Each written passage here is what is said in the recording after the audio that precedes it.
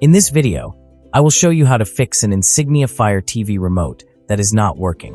Whether only the power button works or the remote is completely unresponsive, I'll walk you through several troubleshooting methods to get it working again. Let's get started. Hey everyone, welcome back to Fixx Tech. Here you'll find simple tech tutorials, troubleshooting guides, and useful Windows tips to help you fix common problems.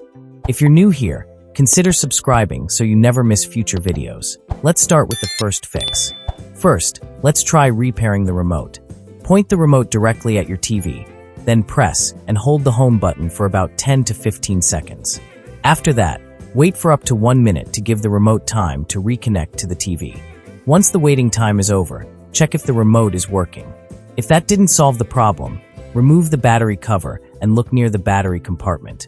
Some Insignia Fire TV remotes have a Bluetooth pairing button in this area.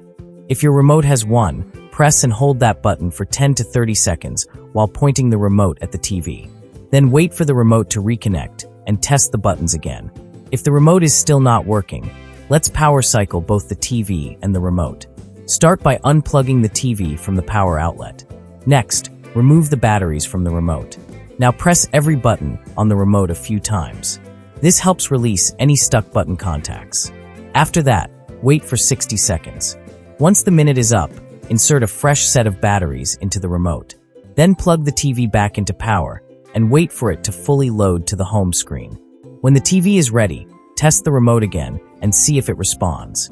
If you're still having the same problem, the next step is to reset a standard Insignia Fire TV remote.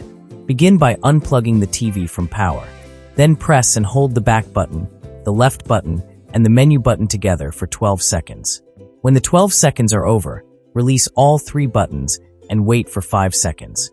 After that, remove the batteries from the remote. Now plug the TV back in and turn it on. Once the TV has fully started, put the batteries back into the remote. Then press and hold the home button and wait for the pairing process to finish. After the remote reconnects, test it again.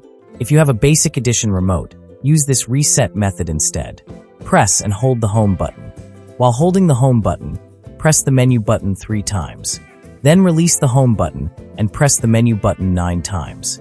Next, remove the batteries from the remote and unplug the TV for 60 seconds. After 1 minute, plug the TV back in and reinsert the batteries. When the home screen appears, press and hold the home button for 40 seconds. Wait for the pairing process to complete, then check if the remote is working. If none of the previous methods fix the issue, let's make sure the batteries are not the cause. Remove the current batteries and install a fresh set. Make sure they are inserted correctly. After replacing the batteries, repeat the home button pairing process and test the remote again. If the remote still won't connect, you can use the Amazon Fire TV app to add it back to the TV manually. Open the Amazon Fire TV app on your smartphone and make sure your phone and TV are connected to the same network. Using the app, go to Settings, then Controllers and Bluetooth devices, then Amazon Fire TV remotes, and select Add New Remote. Follow the instructions shown on the screen and wait for the TV to detect and pair the remote. Once the pairing process is complete, test the remote again to see if it is working properly. If you've tried every method in this video and the remote still won't pair or respond, there may be a hardware issue with the remote itself. Until the problem is resolved, you can continue using the Amazon Fire TV app as a temporary remote. If needed, you may have to repair or replace the remote. And there you have it. I hope these troubleshooting methods helped you get your Insignia Fire TV remote working again. If one of these fixes worked for you, or if you still have a question, let me know in the comments. I'd love to hear which method solved the problem for you. Thanks for watching, and I'll see you in the next video.